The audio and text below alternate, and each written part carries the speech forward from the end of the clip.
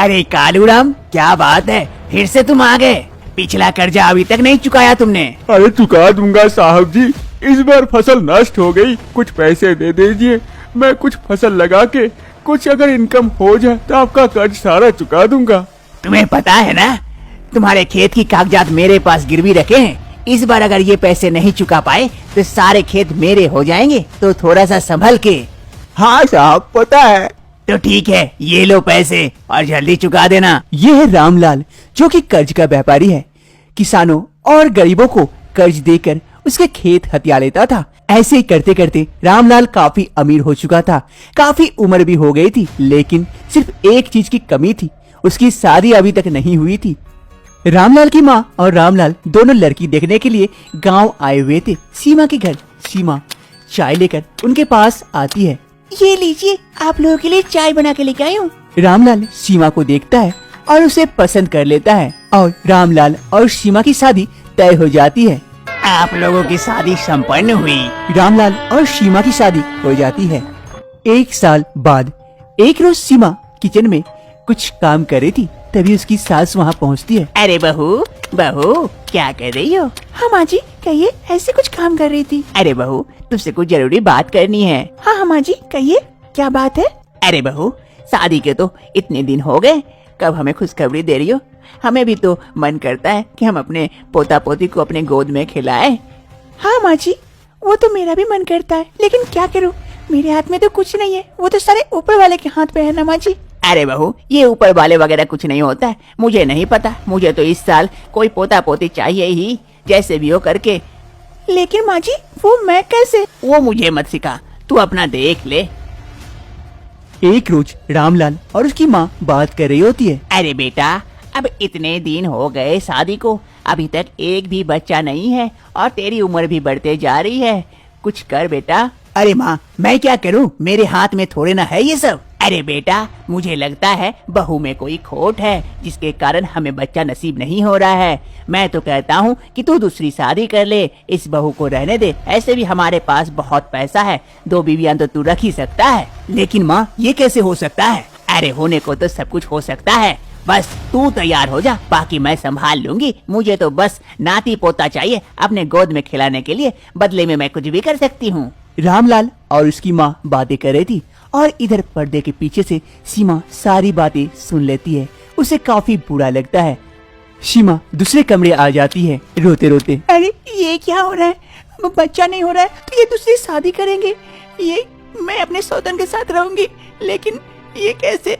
सीमा को इस बात का काफी बुरा लगता है, लेकिन सीमा बेचारी कर भी क्या सकती थी। यहाँ सीमा का कोई सुनने वाला नहीं था। कुछ दिनों के बाद रामलाल किसी और लड़की से शादी करके उसे घर लेके आता है। उसकी माँ उसकी आरती उतारती है। अरे अरे बहू, आ जाओ आ जाओ, घर के अंदर चलो मेरी प्यारी बहू। जा बेटा रामलाल, इसे कमरे में लेके जा। रामलाल अपनी नई बहू रजनी को कमरे की ओर लेकर जाता है और इधर सीमा खड़ी खड़ी सब कुछ देखते रहती है, लेकिन कुछ कह नहीं पाती है। हे ऊपर वाले, अब तो मुझे पोता पोती का सुख जरूर मिलेगा। एक रोज रजनी कमरे के अंदर जा रही थी, तभी उसकी सास उसे पुकारती है। अरे रजनी बहू, इधर सुनो। हाँ माँ जी, कहिए, क्या हुआ? अरे बहू, अभी तक भी तुझे बच्चा नहीं हो रहा है, क्या हुआ है? तू भी छोटी बहू की तरह बांझ तो नहीं है? अरे माँ जी, ये क्या कह रहे हैं, मैं बाँझ कैसे हो सकती हूँ? थोड़ा सा समय दीजिए, अपने आप हो जाएगा।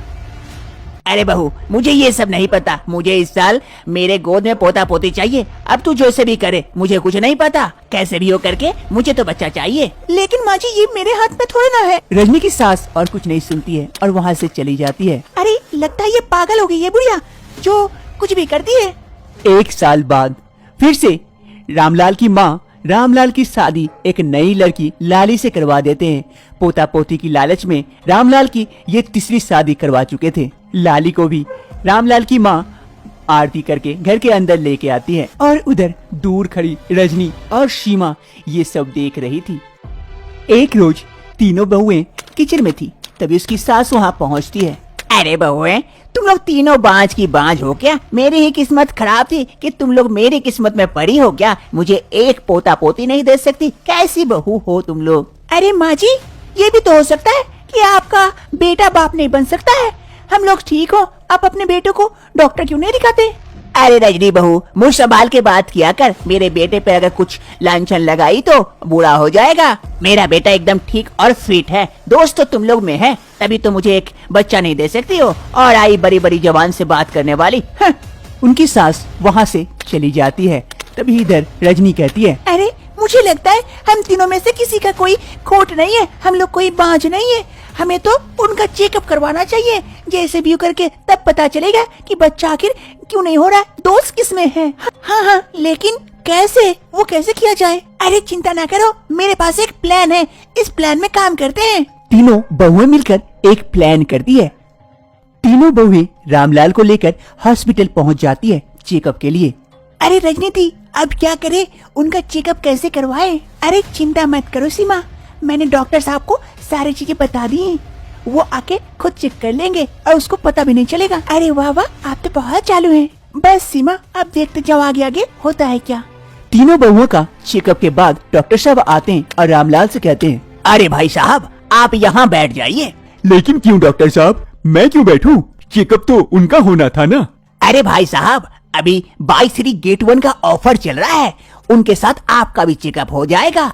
आपका स्वास्थ्य कैसा है आपको पता चल जाएगा। कोई दिक्कत होगी तो आपको दवाई दे देंगे, फ्री में हो जाएगा। अब आप ही सोच लीजिए।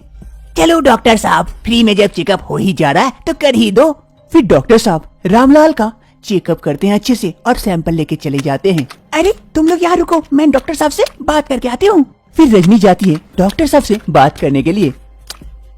रजनी डॉक्टर साहब के पास आती है मिलने के लिए और रिपोर्ट जानने के लिए। अरे डॉक्टर साहब बताइए ना, क्या दिक्कत है हमारी, हमें बच्चा क्यों नहीं हो रहा है? अरे आइए, मैं आप ही लोगों का रिपोर्ट देख रहा था। दिक्कत तो आप तीनों में से किसी में नहीं दिख रहा है, दिक्कत तो आपके पति में है।